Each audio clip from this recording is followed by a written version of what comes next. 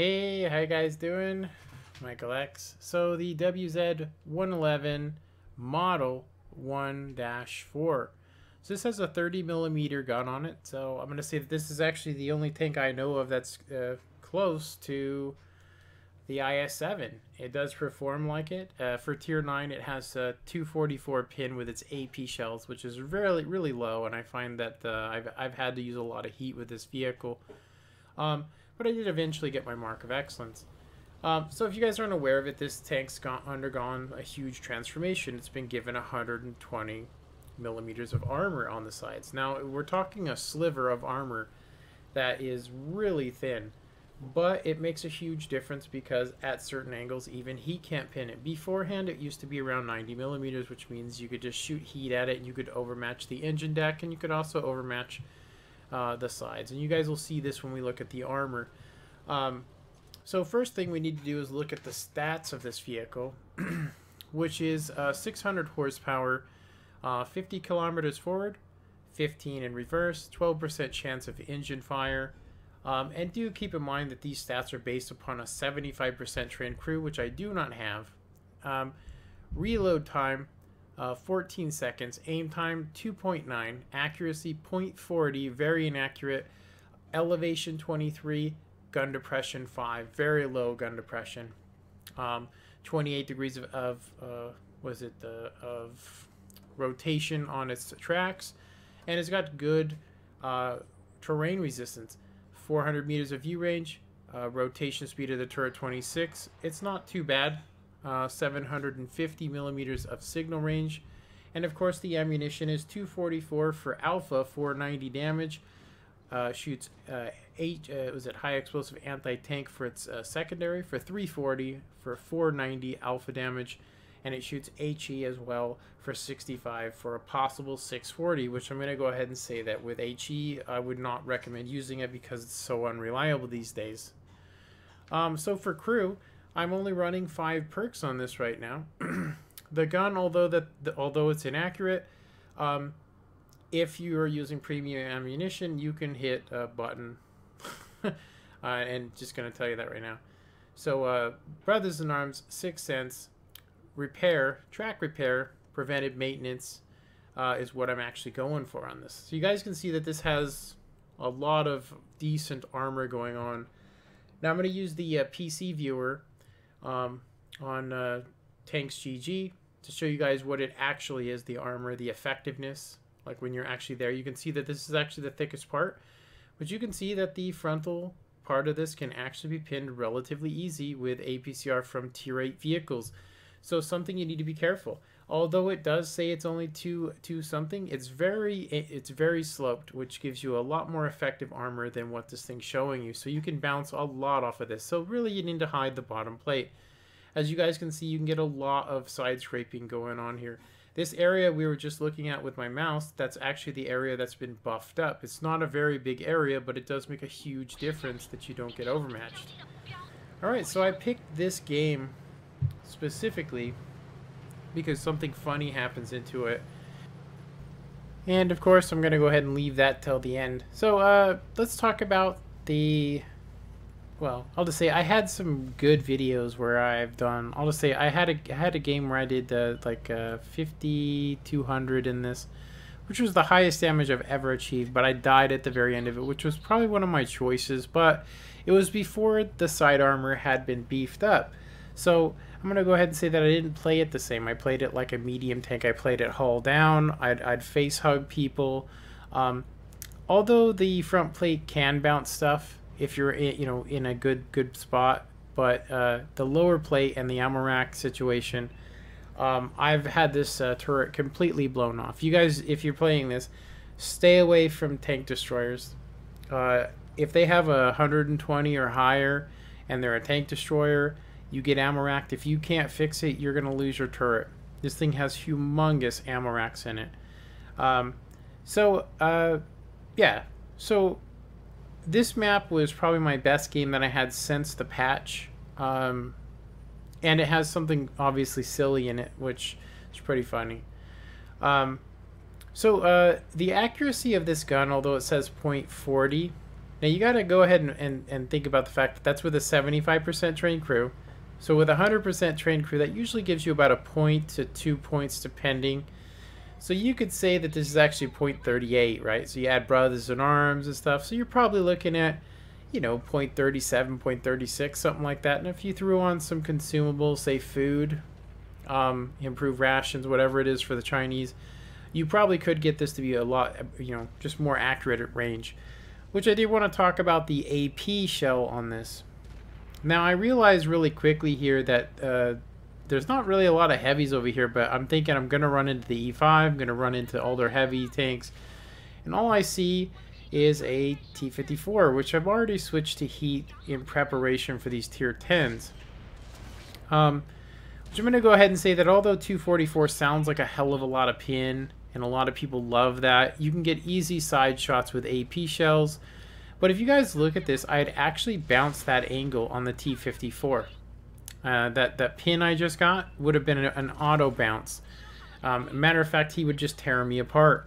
All he has to do is just give a really steep angle, and I wouldn't be able to pin him because of the 244. Now, just gonna go ahead and tell you from my experience, 244 is just barely enough to pin an E75's lower plate, and it's not enough to pin the Bravo, VK Bravo, and it's definitely not enough to pin the E100. So if you run into any super tank destroyers, you're gonna need heat. Hence the reason why I have 18 AP and 18 heat. But the real reason for having so many heat shells on my vehicles is because I play in comp.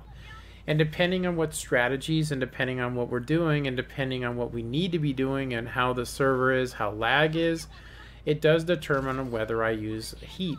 Now myself, I get really one-sided. I'm only focusing on targets to shoot, side scraping, and I'm going to say once I hit heat, I forget about it. But I am going to go ahead and say that it wouldn't matter because I probably would have switched to heat anyway, just because I'm grinding W and 8. If you guys don't know what that is, I'm grinding my stats and padding stats by using premium ammunition. Which some people frown on. Some people say don't care about stats, but if you guys want to play in the big leagues, having really high stats using rout info is something you need to do. Meaning, like, if I want to be respected as a player, I need to play well, but I also need to have the stats to prove that I'm playing well, which means you got to be smart. So speaking of being smart, somebody actually marks this IS-7 behind me, and I don't really realize it until Creamy Puppet actually says something to me that there's an IS-7 still alive, and so I'm like, I better go take care of this guy. Which I'm going to say there's another tank that with standard shells you cannot pin the lower plate, and if he's at any kind of a side angle, you are not going to be able to pin the track line area with AP. But you can get lucky with heat, which is kind of crazy. We noticed he's going around the rock. And so I'm going to go ahead and see him here, and I'm thinking he's going to come right to him, and he doesn't. So I fire this really quick shot, and of course this is the funny thing, and he just tumbles down to his death, which I thought was just absolutely hilarious. So I decided I was going to screenshot it.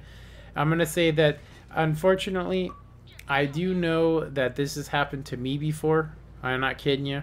It's happened to me. Pretty funny. I've also had people come off the cliff and slam into me and just absolutely one-shot me with a ram, or even from a death from above, which I thought was hilarious. And we'll go ahead and say that T-30, I'm pretty sure that he is not running. He's running premium food, or he's running without a gun rammer, because it just has such inaccurate, aim time.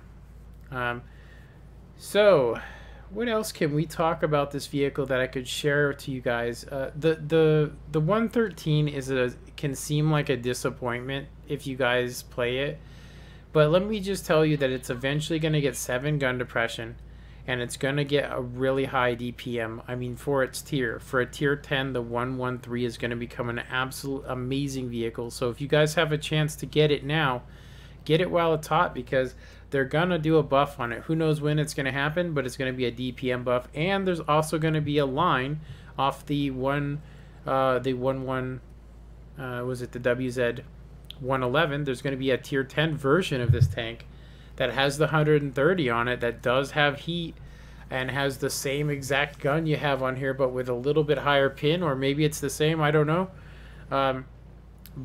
Yeah, so it's something to keep in mind that right now the 113 is probably one of the best tanks to play in competitions. That means that the WCL, the WGL play the 113 because it's such a fast tank. It can do 50 on flat ground. Super fast tank.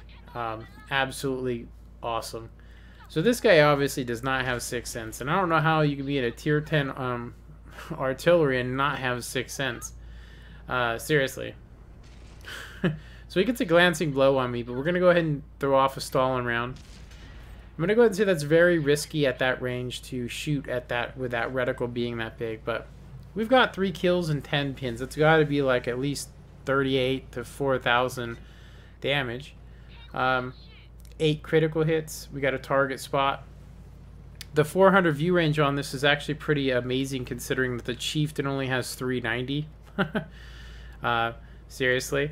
But I'm going to go ahead and say, although I don't like the inaccuracy of this gun, it does play like the IS-7. So if you guys like the IS-7 right now, this is it's very similar. The gun handling is very similar. So if you guys like that tank, this has better pin than it at tier 9, which is kind of silly if you think about it. But overall, I'm going to say that I do think that this is a tournament tank.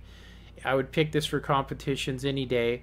But I'd say that I still love my T10. It has a better rate of fire, does 440 alpha. I prefer the T10 if I'm looking for a mobile. But I'm going to say that the 113 is going to be the up-and-comer. It's going to be the absolute DPM monster here soon, and it's going to be a king. Anyway, I hope you guys enjoyed this video, and if you guys did, please hit the like button. And of course, if you guys would like to see more videos like this, please subscribe to my channel and help support me. Anyway, I hope you enjoyed this, and have a good one. Later.